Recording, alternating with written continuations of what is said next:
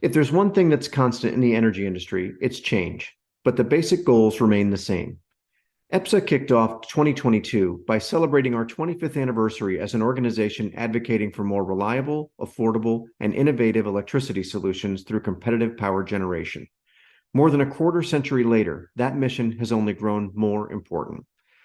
As we head into 2023, I'm taking a look back at the top moments from our interviews with experts and decision makers shaping the future of our power grid. We heard from FERC commissioners past and present, the North American Electric Reliability Corporation, members of Congress, entrepreneurs providing innovative technology to improve operations, and even global voices advancing market solutions to reduce emissions.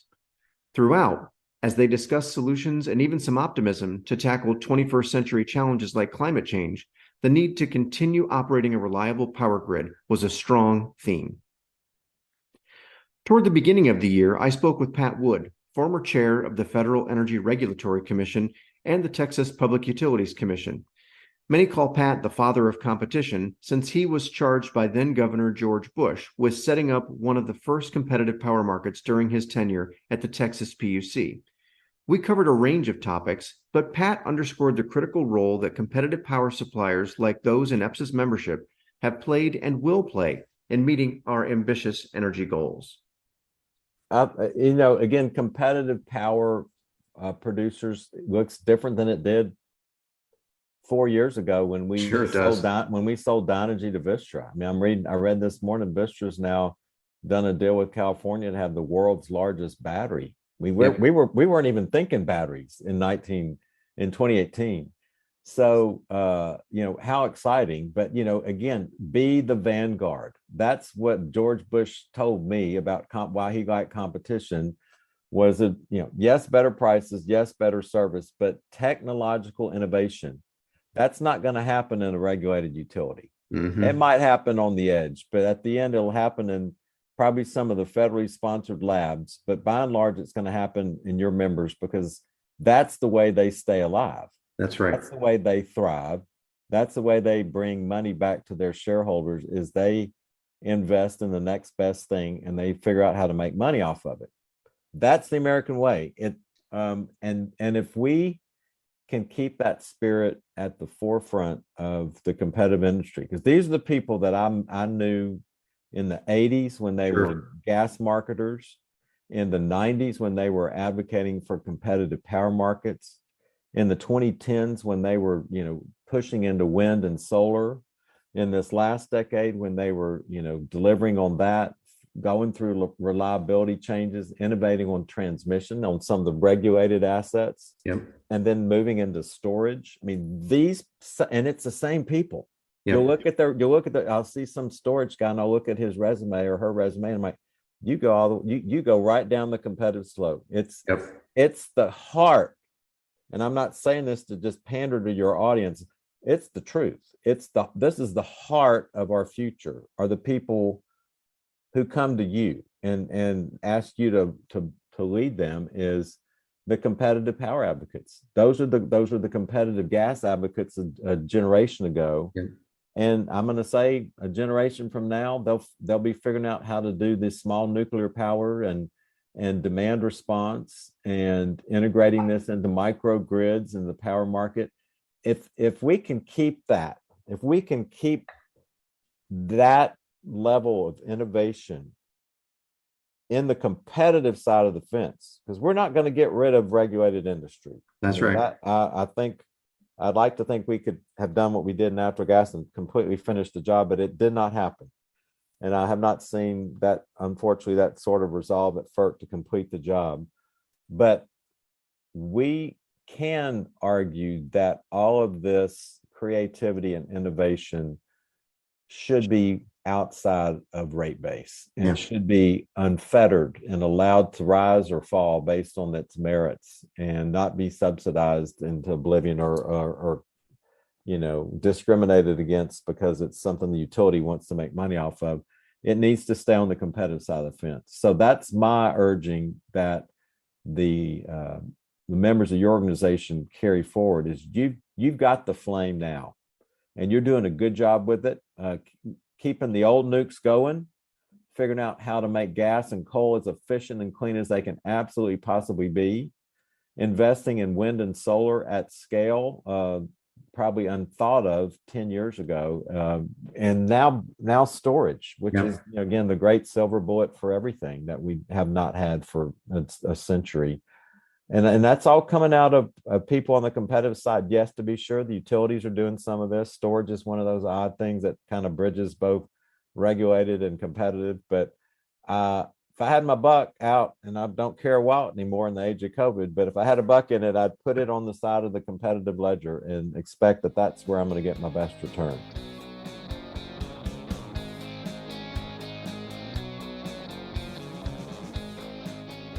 In April, we heard from another influential former FERC leader, Sudeen Kelly, who served 3 terms as a commissioner under Presidents George W. Bush and Barack Obama. Sudeen reiterated support for competitive markets and the success they have achieved to date in fulfilling their original mission: reliable, more affordable, and innovative power solutions. But she also acknowledged that new demands for emissions reductions are putting pressure on how markets are designed, along with the continued need for reliable and cost-effective solutions, especially in light of the global dynamics creating energy price and supply constraints. We hear a lot now, and you kind of alluded to this a couple moments ago, about the critics that are either throwing rocks at the windows, or pick your analogy, but are arguing that markets really haven't delivered. How would you respond to that? I mean, I think we'd agree they're imperfect and there are always ways that we can do things better, but how would you respond to the critics that suggest that markets really haven't delivered or maybe have outlived their usefulness? I'm happy to address that topic. Before I do, I want to add a couple of other benefits to your list of benefits that we've seen from competition. We've seen an increase in private investment, and that's significant.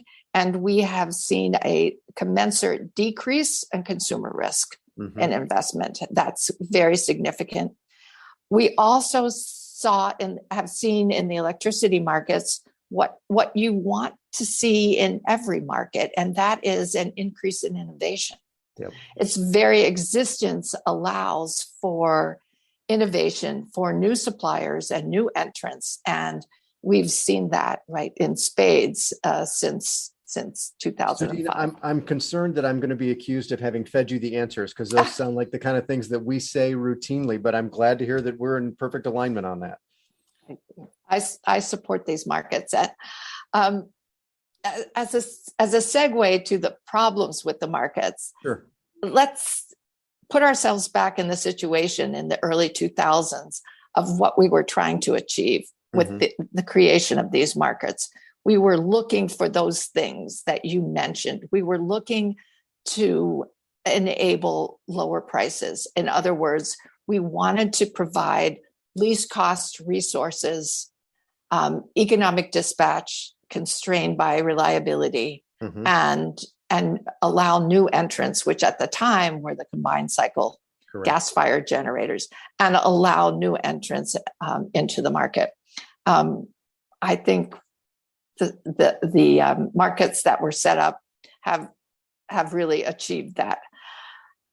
Part of the difference between now and 2005, or maybe even 2008, is that we want more from these markets now.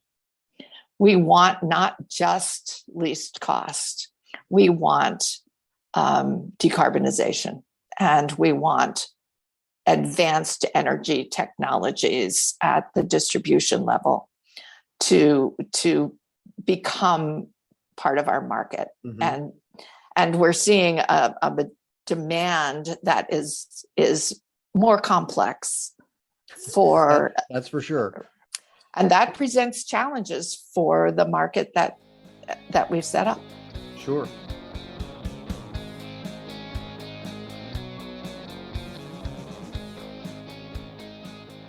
Combined with developments throughout the year, grid disturbances in California and growing alarm bells from RTOs and reliability monitors, as we turn to voices from the current commission and others shaping energy policy today, the concerns around reliability grew sharper.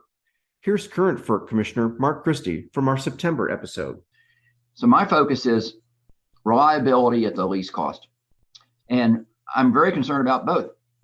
we are facing, I've said before, we're facing a reliability crisis. We are reaching a reliability crisis. And I think, the reason really comes down to this. Any engineer who's had to run a balancing or a system operator, balancing authority, will tell you that to keep the lights on a 24/7, 365 basis, and that's what people expect in America. We don't put up with 12 hours of outages every day. I mean, there are places in this world that are glad to get 12 hours of power a day, and the other 12 hours are off. We don't accept that in the United States. That's right. Well, to do that, you absolutely have to have what is called dispatchable generation. Mm-hmm. Dispatchable generation. This is generation that can run all the time. It's not weather dependent. And what's happening is, and the people in MISO have been warning us about this specifically, because of a lot of reasons, we're shutting down dispatchable generation, coal in particular, but also gas, much too quickly before the system is really set up to continue to replace that dispatchable generation. Mm-hmm. And this is going on, and it's threatening reliability. MISO has been very explicit in warning about this. NERC, which is the electric reliability organization for the whole country, Mm-hmm. And they are truly experts. They have been warning about this, not just in MISO, but throughout the country, that we are shutting down dispatchable generation, oftentimes years before its useful life is even over. And we're shutting it down too quickly. And the push is to replace this with intermittent resources like wind and solar. Well, the problem is a megawatt of nameplate coal or gas is not equal to a megawatt of nameplate wind or solar. It's not a one-for-one trade. And so saying, well, we can shut down 5,000 megawatts of coal or gas, and as long as we get 5,000 megawatts of wind or solar nameplate, is just a false premise. Mm-hmm.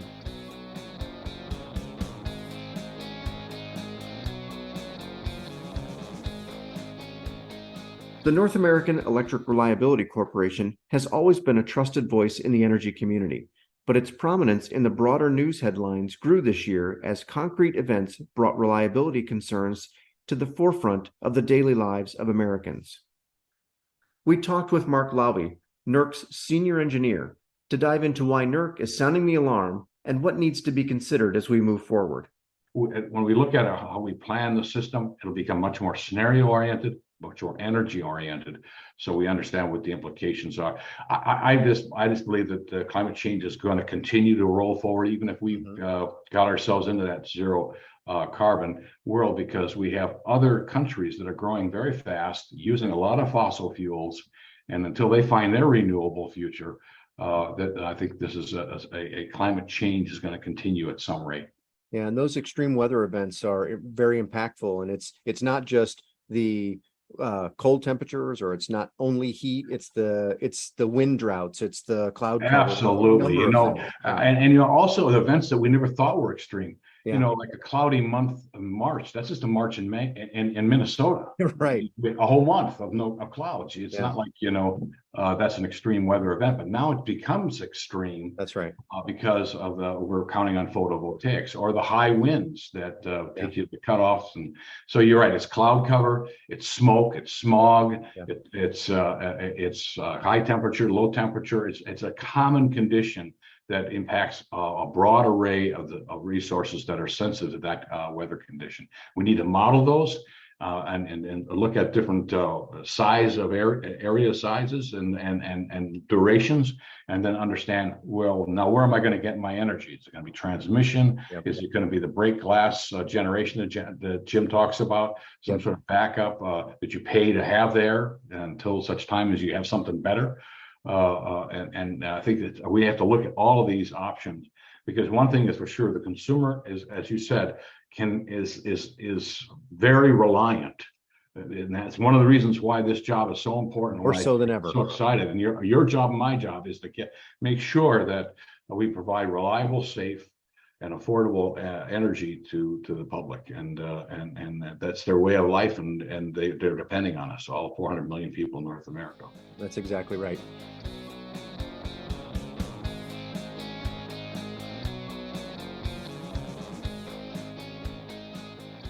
I think I heard you say we need more natural gas infrastructure. Yeah. And certainly, if we're going to continue to see the additional decarbonization of the grid, as well as greater penetration of renewables, I think, I don't know if it's your study, but I know there's been studies by a number of organizations that are credible. They've done a credible analysis of it that says you're going to need even more natural gas fired units than you have now. They may not run, 24/7, but when you're going to need them, you're really going to need them. And they've got to have that ready supply. And on that, we certainly agree.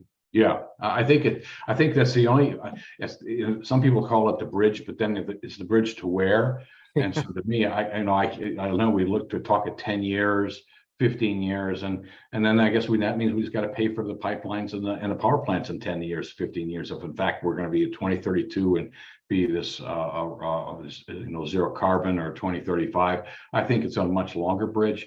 We hear talk about other technologies like small nuclear reactors, modular nuclear reactors, and we talked about hydrogen and fusion and all these, and they all sound wonderful, but I just don't see them, and from a technology development perspective and deployment perspective at scale in the next decade. To be honest with you, we have to be straight with people and say this is going to take longer.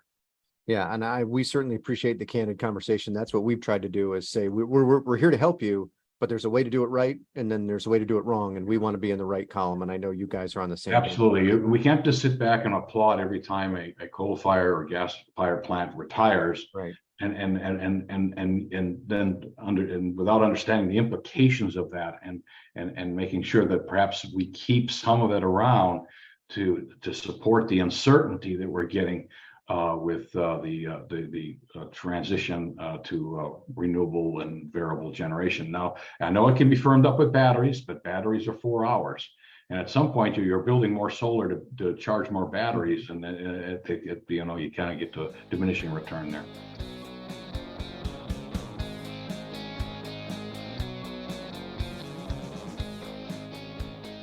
But we don't want to end the year with doom and gloom. This podcast is, after all, about energy solutions.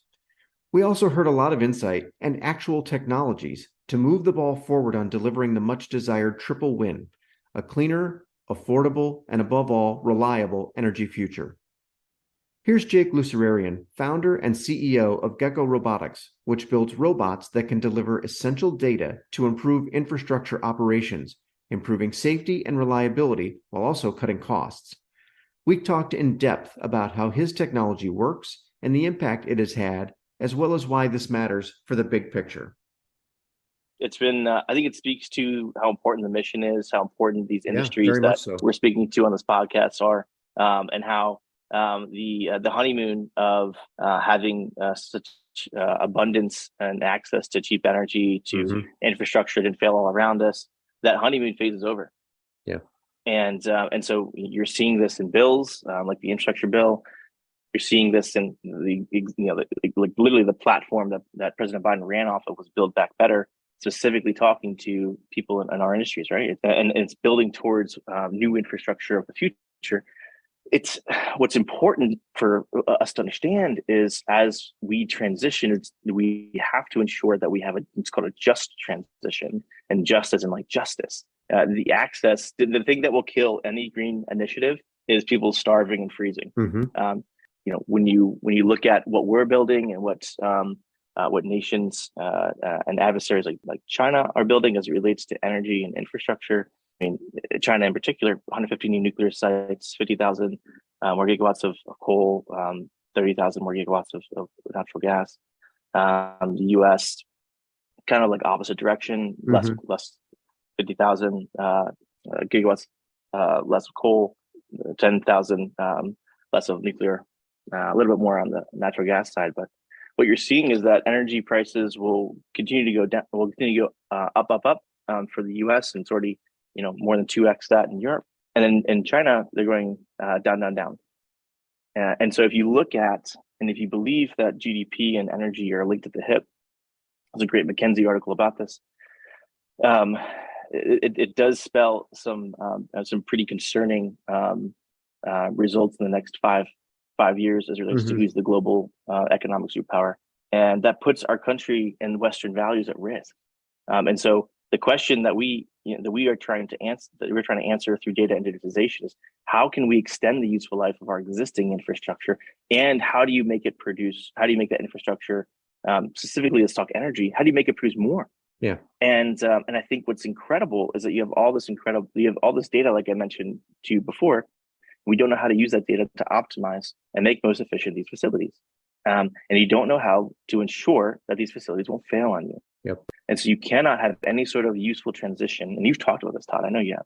You can have a useful transition, a just transition, if you don't have a good bridge plan, if you don't have a way to ensure that as you are de-investing into certain areas and investing into others, that those industries that support society and our way of life, you cannot have those things fail all around you. And the largest risk to any green initiative is people starving. And so it's really important to ensure that a transition to an amazing future of renewable energy, net zero, is done in a way that doesn't leave people behind.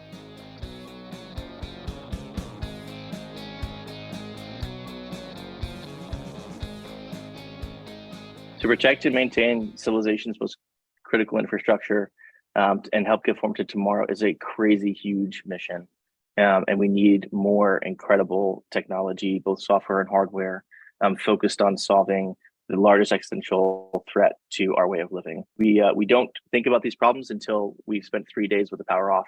Right. And I'm not the first one to say this, but we're only a few meals away from chaos and civilization collapse. So don't let that happen. Is basically the message, and also run towards the things that people around you say are not are like the statistically the wrong thing to run towards. So you might look silly along the way. I did, and it was painful. But it's like this mentality of like, we're gonna get JFK, throwing out the gauntlet of like, we're gonna go to the moon. Right. And we did that in like 8 years. Yeah, that's like the kind of innovation we need right now, because it might not look like it, but the world is in a very precarious place. And yeah, and I think that the impact and the potential that data and digitization can do to transform the energy and infrastructure, manufacturing, and beyond, and defense as well, the impact that data digitization can have is the same kind of impact that we've seen in other industries that have adopted and figured out incredible ways to use and leverage it. And we're one way, but this mission and what the future solutions need to be to solve these problems cannot just rest on Gecko's shoulders.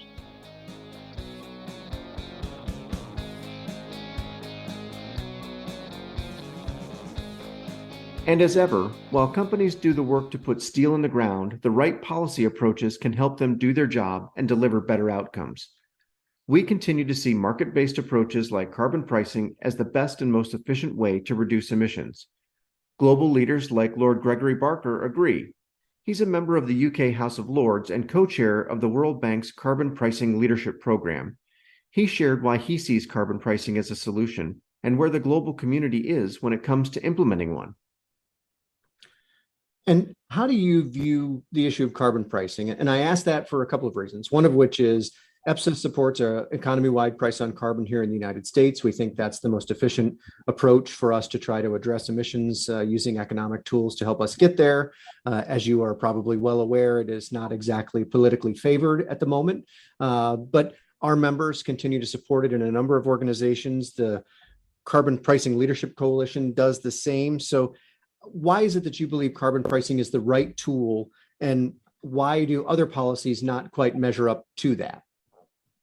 Well, firstly, I think one of the things that carbon pricing has suffered from in the past is people have been very purist about it. It is undoubtedly, I think, if you talk to the majority of economists, the most effective tool available to policymakers to drive the transition to a low carbon economy.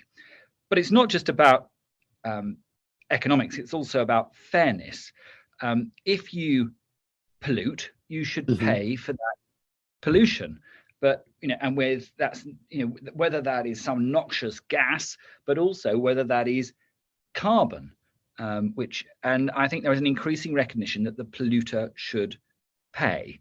But there are social and business costs related to carbon emissions that certainly aren't typically priced into the value of everyday products or services. And so we need a policy that actually puts a price on carbon, because the market won't do it for us, at least not at the scale that we need in order to drive the change we need to see if we're to control man-made climate change.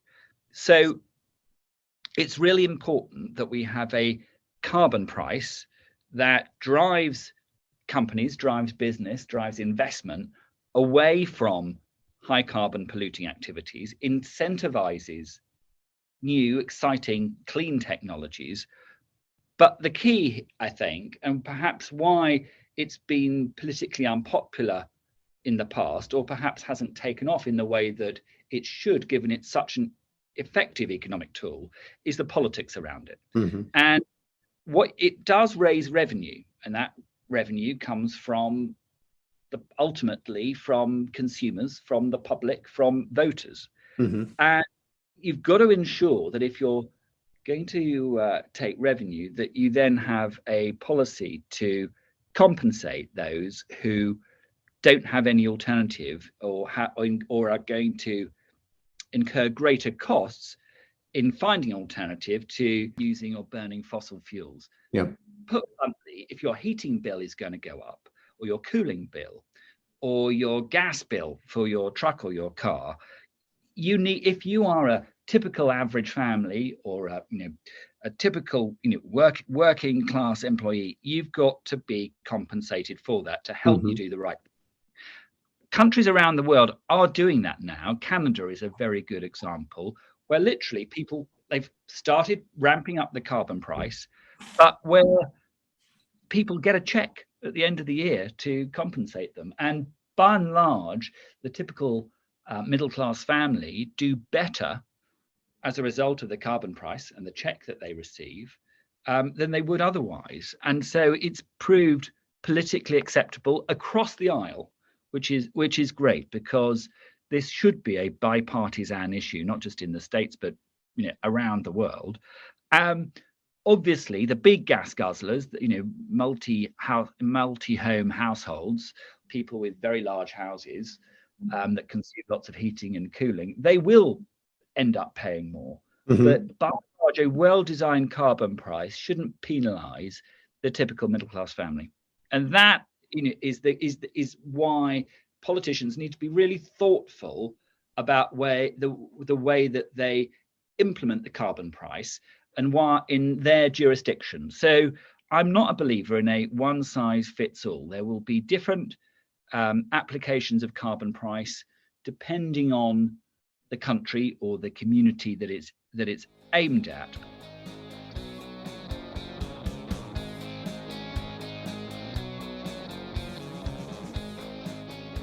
Carbon pricing, historically, it's been a bit of a nerd's favorite economic tool. It's actually the most effective thing that, if done pragmatically and sympathetically, it actually brings together business. It could bring together consumers and climate activists on a bipartisan basis, right across the aisle, as the most effective way to ensure that we do beat dangerous man-made climate change and do actually have a future to pass on to our kids.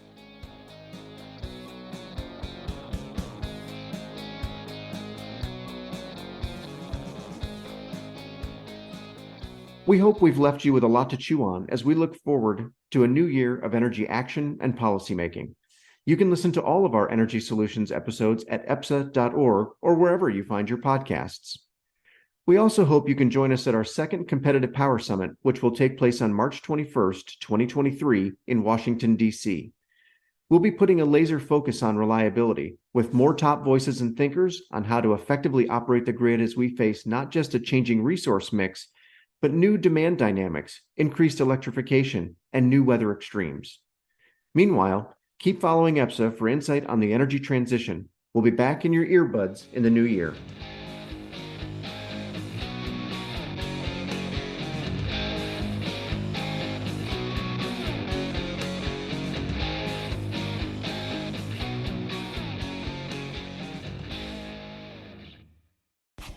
Energy Solutions is brought to you by the Electric Power Supply Association. EPSA represents America's competitive power suppliers, which bring about 150,000 megawatts of power generation resources to customers throughout the United States. Discover the power of competition at www.epsa.org.